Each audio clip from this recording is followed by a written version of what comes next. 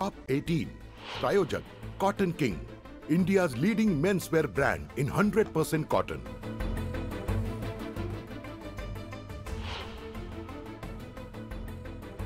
मुंबई विद्यापीठ अधिसभा निवडणूक नवीन तारीख मतदारांपर्यंत पोहोचवण्यासाठी धावपळ, प्रचाराची रणधुमाळी शिगेला.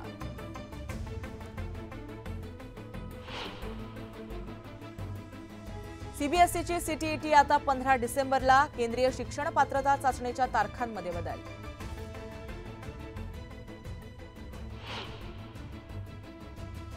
पश्चिम रेल्वेवर आजही ब्लॉक. आज रात्री 6.5 तासांचा मेजर ब्लॉक. ब्लॉकमुळे 12 लोकलचं वेळापत्रक कोलमडणार.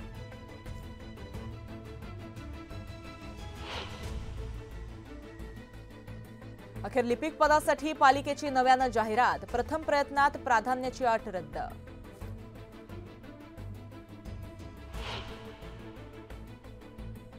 मान्सून आजपासून परतीच्या प्रवासाकडे जातानाही मुसळधार बरसणार.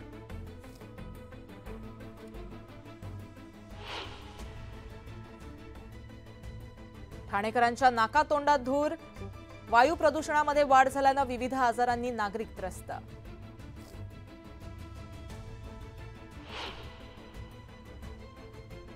जरांगेंच्या समर्थनार्थ अहमदनगर जिल्हा बंदची हाक. मराठा समाजाकडून जरांगेंना पाठिंबा.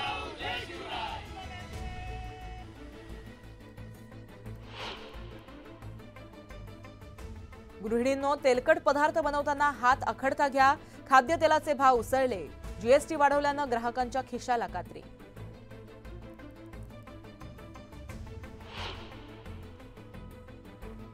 बाळासाहेब ठाकरे आपल्या दवाखान्यामध्ये 75 लाखांहून अधिक रुग्णांवर उपचार.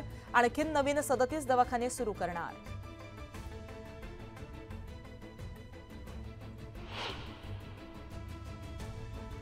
आणि कुलस्वामिनी तुळजाभवानी देवीच्या मंचकी निद्रेस मंगळवारपासून होणार प्रारंभ.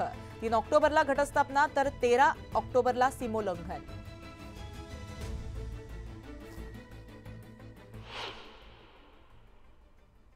नमस्कार, मी गार्गी गोरेगावकर. न्यूज 18 लोकमतमध्ये तुम्हा सर्वांचं स्वागत करते. तर उपमुख्यमंत्री अजित पवार यांच्या राष्ट्रवादी काँग्रेस पक्षात सोलापुरातील मोहोळमध्ये सारं काही अलबेल नाही, हेच आता उघडपणे स्पष्ट झालंय. कारण मोहोळमध्ये झालेल्या सभेमध्ये अजित पवारांनी थेट पक्षाचे मुख्य प्रवक्ते उमेश पाटील यांनाच खडे बोल सुनावलेत. उपमुख्यमंत्री अजित पवार यांचा सोलापुरातील मोहोळमध्ये लाडकी बहीण योजनेचा दौरा आयोजित करण्यात आला होता. अजित पवार यांच्या दौऱ्याआधी अनकर अप्पर तहसील कार्यालयाच्या मुद्द्यावरून मोहोळ बचाव संघर्ष समितीकडून बंदची हाक देण्यात आली होती. अजित पवार गटाचे मुख्य प्रवक्ते उमेश पाटील यांनीच संघर्ष समितीच्या वतीनं बंदची हाक दिली होती. राजन पाटील यांच्याशी असलेल्या वादातून दादा आपसे बैर नाही, राजन तेरी खैर नाही असं म्हणत उमेश पाटील यांनी बंद पुकारला. त्यावरून अजित पवारांनी त्यांना झापलं.